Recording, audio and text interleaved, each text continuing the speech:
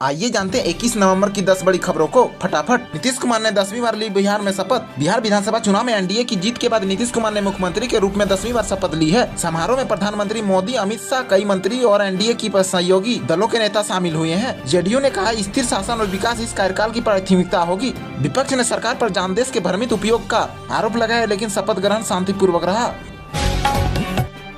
Delhi red fort car bomb हमले में जांच तेज हो चुकी है। 10 नवंबर को लाल किला क्षेत्र में हुए कार विस्फोट में एनआईए ने जांच को तेजी करते हुए 4 और गिरफ्तारियों को गिरफ्तार कर लिया है, जहां 3 डॉक्टर शामिल। अब तक कुल 10 संदिग्ध हिरासत में लिए जा चुके। इस हमले में 10 लोगों की मौत हो चुकी है और 32 घायल हुए थे। एनआईए का कहना है कि यह संगठित षड्यंत्र था और अंतर्राष्ट्रीय कनेक्शन भी हो सकता है, इसलिए अंतर्राष्ट्रीय कनेक्शन की भी जाँच की जा रही है। अमेरिका प्रतिबंधों का असर, रूसी तेल सप्लाई की घटने का आशंका। को रूस से मिलने वाली कच्चे तेल की आपूर्ति 21 नवंबर के बाद घट सकती है। अमेरिका प्रतिबंध सख्त हुए हैं। घरेलू बाजार में पेट्रोल डीजल की कीमतों पर दबाव बढ़ने की संभावना जताई जा रही है। सरकार ने कहा है कि भारत हर के लिए वैकल्पिक आपूर्ति मांगों की तैयारी कर चुका है। को देश में सर्दी का असर बढ़ा और दक्षिण भारत में भारी बारिश ने उत्तर और मध्य भारत में कई राज्यों को तापमान गिरने की चेतावनी दी है। दिल्ली, बिहार, उत्तर प्रदेश और पंजाब में ठंडी हवाएं बढ़ गई है। तमिलनाडु, केरल और आंध्र प्रदेश में अगले 48 घंटे भारी बारिश और तेज हवाओं का पूर्वानुमान लगाया गया है और मुंदेर में बाढ़ बनने की संभावना जताई गई है। संसद का शीतकालीन सत्र 25 नवंबर से शुरू हो जाएगा। सरकार ने घोषणा की है कि संसद की शीतकालीन सत्र 25 नवंबर से शुरू होगा। यूनिफॉर्म सिविल कोड और राष्ट्रीय सुरक्षा संशोधन और डिजिटल मीडिया रेगुलेशन को लेकर चर्चा कर सकती है। विपक्ष ने महंगाई, बेरोजगारी और तेल कीमतों पर सरकार को घेरने की तैयारी कर चुकी है। भारत में 5G विस्तार 98% जिलों तक पहुंच चुका है।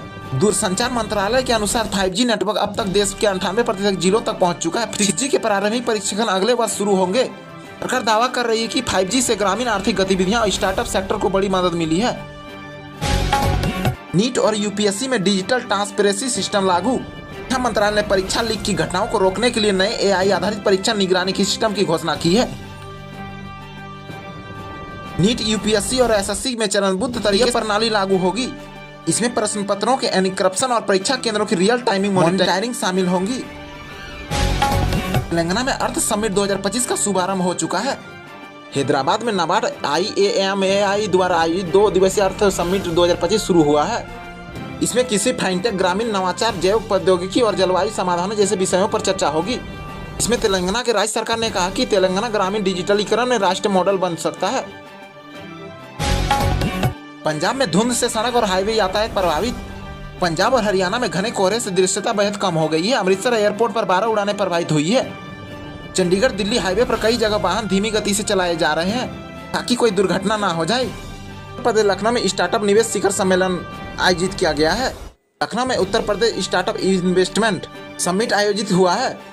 इसमें से देश विदेश के 150 से अधिक निवेश शामिल होंगे। ये सरकार ने 10,000 करोड़ रुपए के निवेश का लक्ष्य घोषित किया है। अगर आपने इस चैनल को सब्सक्राइब नहीं किया है तो जल्द कर लें ताकि आपको देश विदेश की सभी खबरों को समय पर मिल सके।